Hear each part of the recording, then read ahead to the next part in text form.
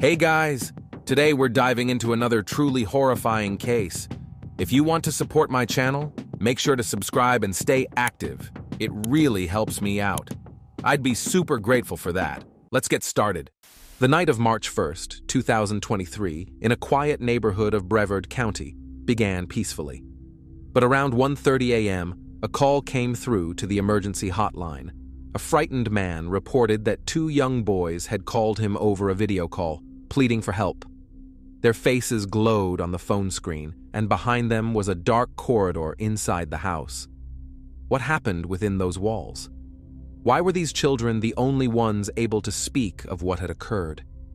These questions mark the starting point of a story in which family conflicts, systemic failures, and a person soon to be infamous all become tangled. The town of Rockledge in Brevard County, Florida, had been established back in the 19th century and is considered one of the area's older communities.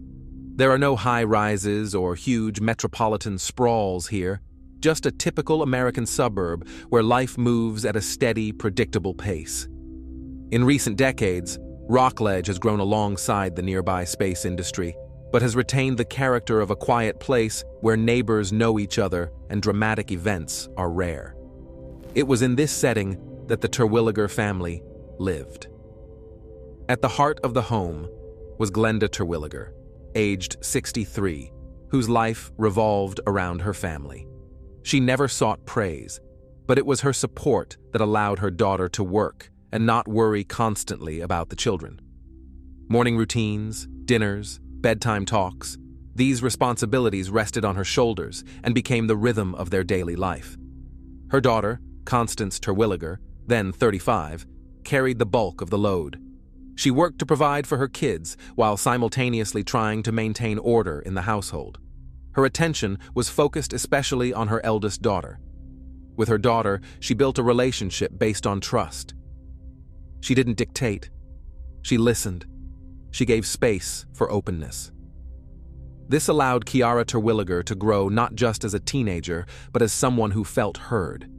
Kiara Terwilliger, a 15-year-old girl, was described by friends as outgoing and cheerful, yet carrying a maturity beyond her years. She helped her mother around the house and cared for her younger brothers, shouldering adult responsibilities. Still, Kiara yearned for a normal, stable, and safe life, making plans and supporting her loved ones. Michael Watson, 36, played a pivotal role in this family portrait. He was the father of the two younger boys and the former partner of Constance. Though their relationship had ended, he remained actively involved in his sons' lives. Michael was a steady presence. He helped with the day-to-day, from school drop-offs and pickups to checking in with their teachers. He didn't try to take control, but his dependable involvement gave the boys a sense of much-needed stability and routine. In Rockledge, this was a family with modest goals. Their dreams weren't grand, just to maintain a steady income, give the kids a decent education, and raise them in an environment built on trust and support. It was a life rooted in the hope that tomorrow would look like today, that nothing would disturb the peace they'd managed to create. The Terwilliger brothers, ages 6 and 9, were growing up in a world shaped by care and safety, a world built by the adults around them. Their childhood was simple, filled with school days, playtime, and the small, comforting routines of everyday life. The older son was already beginning to take on small responsibilities, while the younger followed his lead with wide-eyed curiosity. Their home wasn't just a place to sleep. It was a space that held the warmth of familiar voices and the comfort of family. At the center of their lives was their mother. Her authority and sense of direction gave the boys a strong foundation. They were used to her voice, her structured routines, and her ability to keep the household running. Her presence made things feel certain, like no matter what happened, she'd know what to do. Their grandmother, Glenda Terwilliger, was just as essential. She was the one they turned to when Mom was busy. With Glenda, the boys felt calm. She didn't argue or raise her voice. She simply guided them, gently but firmly, keeping them on track. Kiara was more than just a sister to them. She was a guide. She helped them navigate the confusing emotions of growing up, giving them advice on how to handle school, how to talk to friends, how to deal with the little bumps in life. Her care wasn't parental. It was the kind of genuine support that only comes from someone who knows you, who listens, and who never judges. The boys trusted her completely. Their father, Michael Watson, was a constant figure in his own way. He was there when it mattered, offering help, staying in touch. He wasn't a memory of the past. He was a real part of their present. His calm and steady presence reassured them that even though their parents had separated, he was still there. He hadn't gone anywhere. These deep family bonds gave the Terwilliger boys a real sense of safety and structure. But they were the ones who would ultimately witness an unthinkable tragedy. The only survivors, and the only ones left who could speak of what happened that night. Domenico Gigante, Chiara's biological father, came back into her life after years of complete absence. He hadn't been around while she was growing up. He didn't support the family, didn't help raise her, and had no meaningful presence during her early years. When he resurfaced during her teenage years, he said he wanted to make things right and become a real father. His efforts to reconnect, the phone calls, messages, offers to help with school, sounded conciliatory. But his sudden reappearance disrupted a life that already had clearly defined roles, boundaries, and a delicate balance. Constance Terwilliger approached his return with caution. She understood the emotional weight of biological ties, but also recognized the risk of someone who'd never proven themselves suddenly pushing their way back in. She agreed to let him speak with Chiara, but under strict conditions. All contact had to go through her, no pressure on their daughter, and no surprise visits. These weren't meant to cut him off completely, they were meant to protect a teenager who didn't know this man as Dad. Constance established the ground rules and made sure they were followed closely. For Chiara, this unexpected re-entry into her life was unsettling. She'd grown up in a family built on trust, surrounded by people she knew and leaned on. This new person, calling himself her father, didn't share her past. There were no childhood memories, no foundation. Chiara wasn't rude, but she kept her distance. She gave short replies, postponed visits, and chose to communicate through her mother. It wasn't rebellion. It was self-protection, a way to hold on to her emotional space. The warning signs came quickly. Domenico began calling more often than necessary, asking questions that crossed boundaries: where she was, who she was with, when she'd be home. He demanded specific details about her schedule and grew possessive over her time. The family had hoped for a slow, respectful reconnection, but this wasn't that.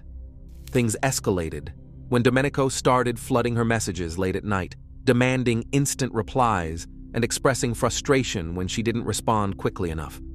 He pressured her to move their conversations off shared platforms and away from her mother's oversight. Chiara noticed that the more she tried to set boundaries, the more insistent he became. This wasn't miscommunication. It was a deliberate attempt to gain control. The turning point came when Domenico crossed a clear and unacceptable line. He asked Chiara to send photos of herself in a swimsuit. That request left no room for doubt. Chiara immediately told her mother. Constance Terwilliger acted swiftly. She confronted Domenico directly and laid down strict, non-negotiable boundaries. All communication had to be open, monitored, and in no way private or suggestive. No meetings without her presence, no exceptions. Domenico's reaction revealed how he saw boundaries, not as something to respect, but as obstacles to push through. He argued against the conditions, insisted he had a right to closeness, and tried to bypass the agreed-upon rules by contacting Chiara directly. His messages turned accusatory. He claimed Constance was turning Chiara against him, distorting their relationship.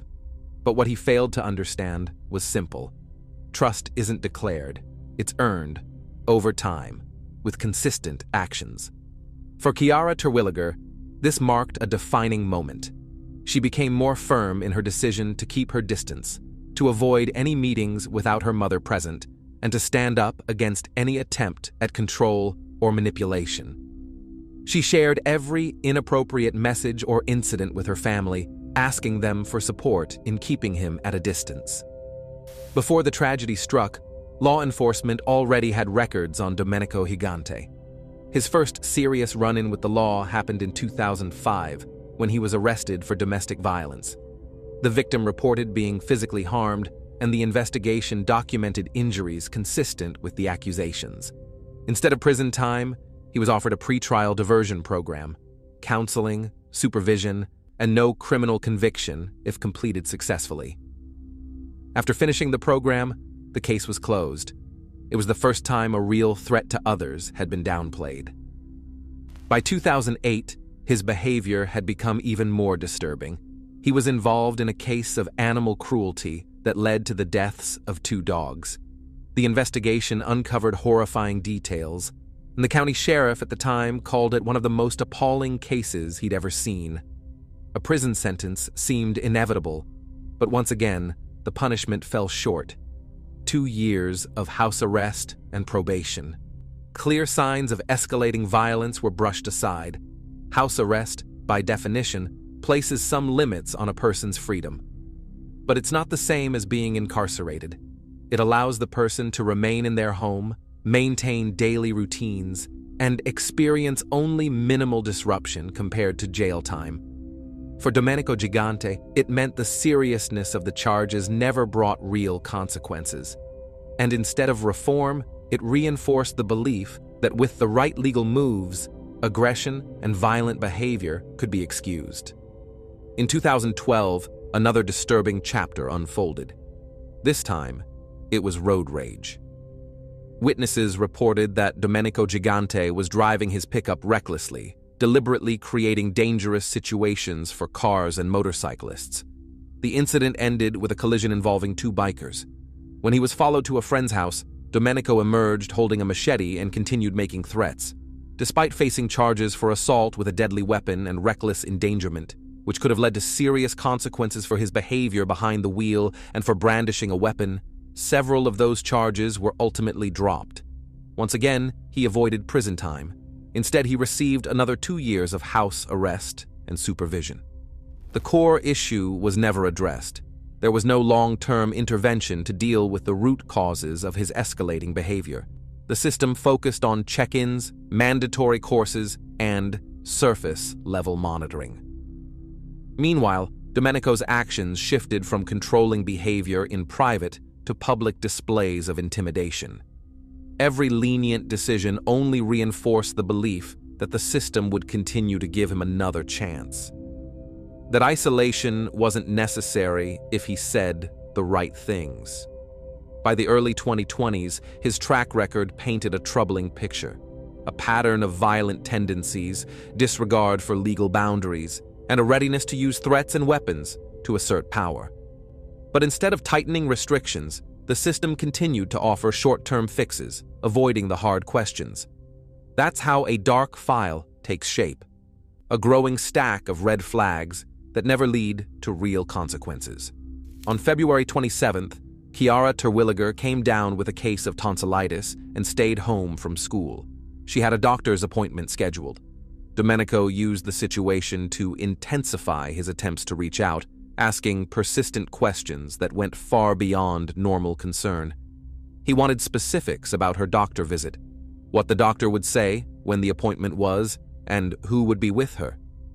His so-called concern was paired with demands for exact information, violating the agreement that all updates about Chiara's well-being would go through her mother. On February 28th, around 3 p.m., Domenico called again. Chiara was busy at the optometrist's office and gave a brief response, saying she'd get back to him later. What followed was a harsh, offensive message. After that, Chiara limited their contact to only what was absolutely necessary. For Constance Terwilliger, it was the final confirmation. The man claiming to want a relationship with his daughter was now using verbal aggression and manipulation. The hostility toward the family wasn't triggered by a lack of communication. It was caused by their refusal to allow their boundaries to be violated. Domenico saw control as his right and treated any limit on that control as a personal attack. It became clear this was no longer a case of strained family dynamics. It had evolved into a direct and dangerous threat. The family's efforts to create a safe space for Chiara had become the very thing that pushed Domenico toward confrontation. Bruce McInnes had lived under the same roof as Domenico Gigante for nearly 18 years. He knew his routines, his moods, and the ways he dealt with stress. So when Gigante's behavior began to shift in late February of 2023, Bruce noticed right away. Pacing around the house, muttering to himself, obsessively checking his phone, everything revolved around one name: Chiara Terwilliger. On February 28th, after yet another failed attempt to reach Chiara, Domenico sent a harsh message. Bruce heard him read it aloud, followed by a string of insults aimed at her family. Then suddenly, the anger gave way to a chilling silence. What Domenico said next wasn't shouted or emotional. It was calm, matter of fact. "Guess I'll have to go take them all out." Bruce froze. This wasn't a heated outburst or a threat said in passing. It was deliberate. It was a plan. From that moment on, the warning signs came fast and clear. Domenico repeated himself. "No one's listening to me. They turned her against me. Something has to be done." He stopped using names and began saying them, which made Bruce wonder if Domenico was thinking beyond just Chiara. The silence between those statements was filled with restless pacing and rereading old messages. Domenico wasn't trying to cool off. He was spiraling. So why didn't Bruce go to the authorities? He would later say he'd grown used to that kind of talk. Over the years, he'd heard Gigante make bold, angry statements that eventually fizzled out. This felt like more of the same, just noise. And then there were the doubts. What exactly would he report? Who should he warn? Would calling someone trigger an even worse reaction at home? Bruce decided to wait it out. That evening, Gigante kept saying the same things. "She's not answering. They're in the way. This has to end." Bruce tried to get him to focus on something else. Go out, run an errand, take a break from the tension. Domenico wasn't interested. He didn't ask for advice. He didn't need convincing. He had made up his mind. Only in hindsight did Bruce piece it all together. The short statements, the intensity, the stillness. It was all leading toward something far worse than just words. It's important to note, Bruce McInnes never documented the threats, never shared them with anyone. His only response was an attempt to de-escalate things through conversation. Later, he admitted, "I didn't think it would go further than just talk." But it did, and with that missed moment came a tragic truth. That by the end of February, a man with a known history of violence was openly talking about his intentions in front of another adult, and no one alerted the authorities. The threats remained just words until the night they weren't. By the end of February 2023, any trace of civility in Domenico Gigante's tone had vanished. The pretense of reconciliation gave way to something far more chilling, a clear and growing intent to threaten. He stopped asking for meetings involving Chiara's mother. He no longer discussed boundaries. His focus shifted completely toward removing what he now viewed as an obstacle. Signs of planning began to appear.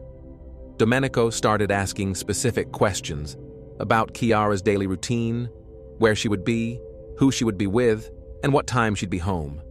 This wasn't conversation. It was data collection, a blueprint. Constance Terwilliger remained firm.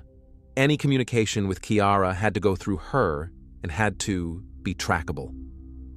That position, steady and unwavering, made her the primary focus of Domenico's anger. He began accusing her of manipulating their daughter, and his hostility toward the family as a whole escalated quickly.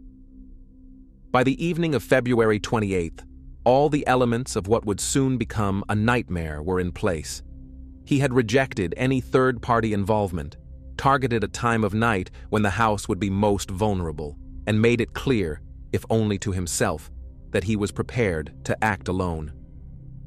No warnings, no witnesses, just intent. Around 1:20 a.m. on March 1st, 2023, the Terwilliger household was asleep. The silence was shattered, first by screaming, then by a rapid series of gunshots. 9 in total. In between, terrified voices could be heard. Then, a sudden chilling quiet. The 2 young boys woke to the sound of chaos. They stepped out of their room and were met with the aftermath. The older brother grabbed Kiara's phone, opened a video call, and reached out to someone he trusted, a family acquaintance, Michael Bishan. He had expected to see Kiara's face on the screen. Instead, he saw 2 frightened boys trying to describe something unimaginable. Michael Bishan reacted instantly. He stayed on the call, speaking calmly, urging the boys to stay put, to remain in the room and not move until he arrived. While driving over, he confirmed their address, checking in repeatedly to hear their voices, just enough to know they were still okay. When he arrived, the call was still active. Entering the home, Bishan immediately encountered a horrifying scene. Near the entryway were 2 adults, unresponsive, Constance Terwilliger and Michael Watson. Without hesitating, he went straight upstairs to the children. He gathered them, brought them down carefully, and got them into his car, shielding them from seeing any more than they already had. He locked the doors from the inside, checked that the boys were safe and close by. And only then did he make the emergency call to the rescue services. While speaking with the emergency dispatcher, Michael Bishan reported that he had received a video call from a child, arrived at the Terwilliger home, and found multiple unresponsive adults inside. He clarified that the 2 young boys were safe and with him in his vehicle, and that urgent help was needed immediately. He didn't attempt to assess the condition of the victims further. Time was critical, and he had no intention of re-entering the home. The first patrol units arrived shortly after 2 a.m. Headlights cut through the dark as law enforcement blocked the street and secured the perimeter. Emergency responders quickly took over: police, paramedics, and a forensic response team. The street was silent except for the flicker of emergency lights. Neighbors began to emerge from their homes only after the sirens stopped. The boys were kept warm in a patrol vehicle, where a medic and a specialist trained in handling child witnesses provided immediate care. In that moment, their role became central. Their call had triggered the response that prevented the situation from getting worse. Investigators began their sweep of the scene. The front door showed clear signs of forced entry: a broken lock and splintered doorframe. On the ground floor, 9 spent shell casings were recovered. Their placement and ballistic paths were carefully marked and logged. The absence of signs of prolonged struggle, along with valuables left untouched, ruled out robbery. This was a targeted attack on the residence. Medical personnel confirmed the fatalities. The initial police assessment recorded gunshot wounds to the heads of Constance Terwilliger and Michael Watson near the entryway. Upstairs, Glenda Terwilliger was found in bed with a gunshot wound to the face. Kiara was discovered separately, her location noted for evidence integrity. The home was divided into zones, and every movement of the investigative team was documented to maintain the chain of custody. At the same time, officers canvassed the neighborhood and began collecting footage from residential and street cameras. Several neighbors pointed to home surveillance systems. Footage from a nearby camera showed a pickup truck pulling into the Terwilliger driveway at 1:19 a.m. Its headlights shut off moments before it came to a stop. The sound of the door being forced open and 9 shots followed over the next 71 seconds.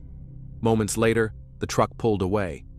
A different camera on a neighboring street picked up what appeared to be the same silver pickup heading toward the area where Domenico Gigante lived. The forensic team compared the video timeline with physical evidence from the scene.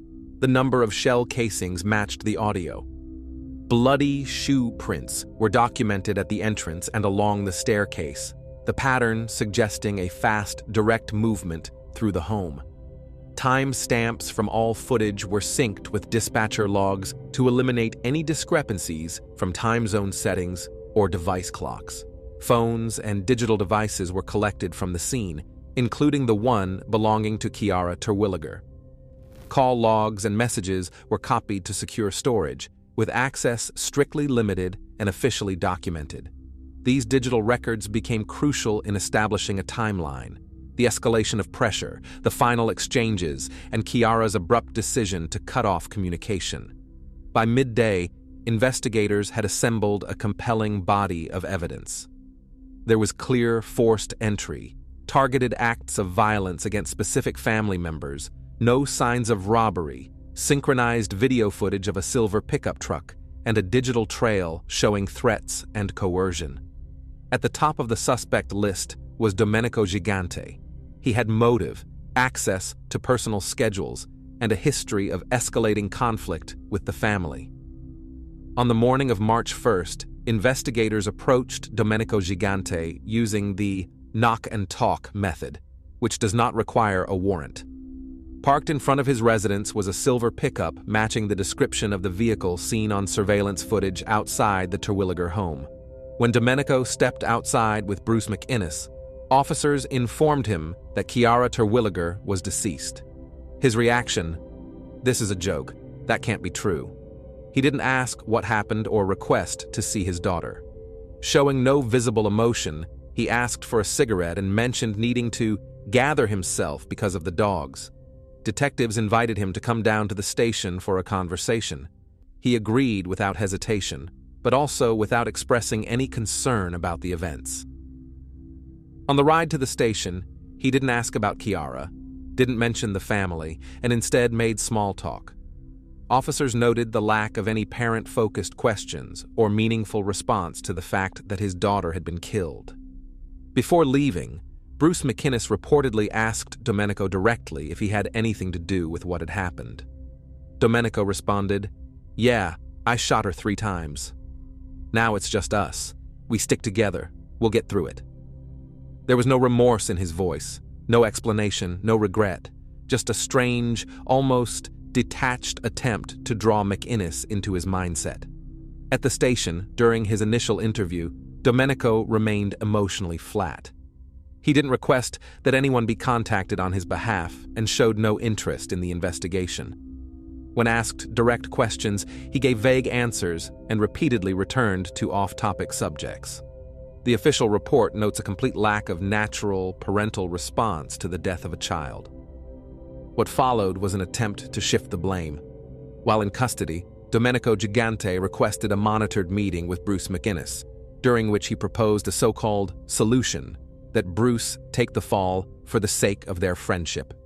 He tried to frame it as a noble act, something that would save them both if Bruce would just go along with his version of events.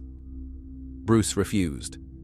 Later, he informed investigators of the conversation, quoting Domenico's words exactly. Days later, in a recorded jail phone call, Domenico repeated the same idea. He urged Bruce to confess in his place and brought up the possibility of pleading insanity. These calls, all logged per standard protocol, were added to the case as further evidence of ongoing witness manipulation and attempts to rewrite the narrative. The trial of Domenico Gigante opened with a question of mental competency. His defense argued that he had acted under the influence of a psychological disorder, that he wasn't in control and didn't fully understand the consequences of his actions. They called for further psychiatric evaluations and referenced his prior history of aggressive outbursts. The defense's primary objective was to have Gigante declared not criminally responsible by reason of insanity, effectively removing the charge of premeditated murder. But the prosecution countered immediately. From the first hearing, they presented the case as a cold, calculated act, not a moment of madness, but a meticulously planned attack. Throughout the trial, Gigante sat silently. He didn't speak, didn't acknowledge the jury, and showed no visible reaction when the victims' names were read aloud. Jurors interpreted his demeanor as total lack of remorse. The prosecutor's final statement proved decisive. He laid out the timeline, step by step, detailing each action, from the buildup of threats to the execution of the plan. According to the prosecution, everything pointed to one conclusion. This was not a spontaneous act. It was intentional from the start. In closing arguments, the defense reiterated the mental health angle, but court-appointed experts testified that, while Gigante did show signs of a personality disorder, it did not impair his ability to understand the nature and consequences of his actions. After just a few hours of deliberation, the jury returned its verdict, guilty on all counts. The judge handed down the sentence, 4 consecutive life terms without the possibility of parole, a sentence structured to ensure that Domenico Gigante would never walk free again. As the verdict was read, Domenico Gigante remained completely emotionless. He didn't make a statement. He didn't look at the courtroom.